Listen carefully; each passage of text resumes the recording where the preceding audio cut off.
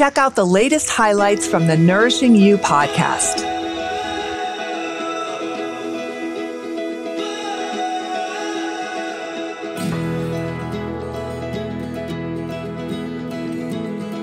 What are some of the physical things or emotional, what are some of the consequences of not getting that deep restorative sleep? What do we see happen besides not feeling your best?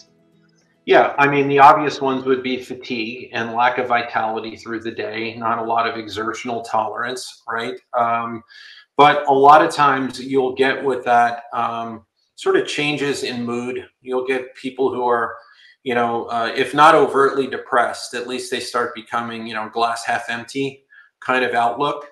Many of them develop some level of anxiety.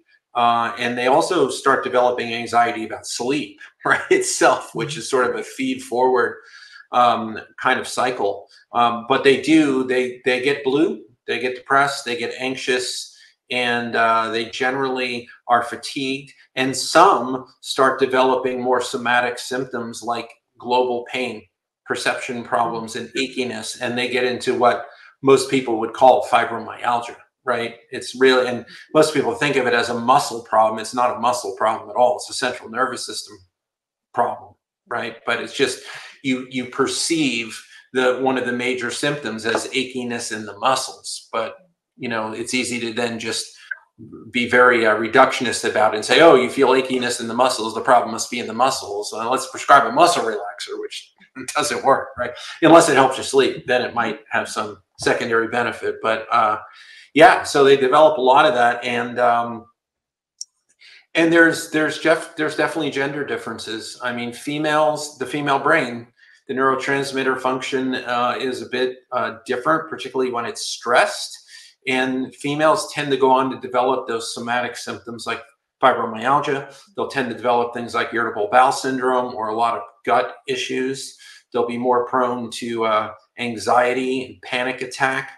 Men, when they're really stressed like that physiologically, will tend to get more easy to anger, frustrated. They'll act out physically. They're more outward in their actions as a result, neurologically, to things. I know it's stereotyping to a bit, but we see this all the time.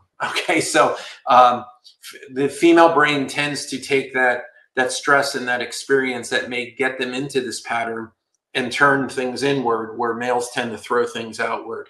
And you can argue that the females handle that in a much better, less destructive way to everyone else, but it's not necessarily healthy for them. If you'd like to access other episodes or subscribe so you don't miss a beat, you can find us at nanp.org/NAMP-podcast. Looking for a board-certified holistic nutrition professional to support you on your health journey? Go to nanp.org/find-a-practitioner and get started.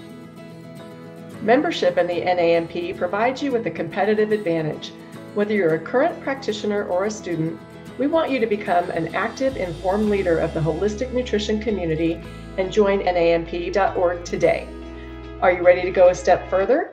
Boost your credibility with board certification in holistic nutrition. Visit nanp.org today to apply. Keep in mind that the information on the NAMP podcast is for educational purposes only and should not be considered medical or legal advice. The NAMP is not liable or responsible for any harm, damage, or illness arising from the use of the information contained herein. By listening to the information on this podcast, you agree to defend, indemnify, and hold harmless the NAMP and all agents. Copyright NAMP, all rights reserved. Until next time, stay nourished.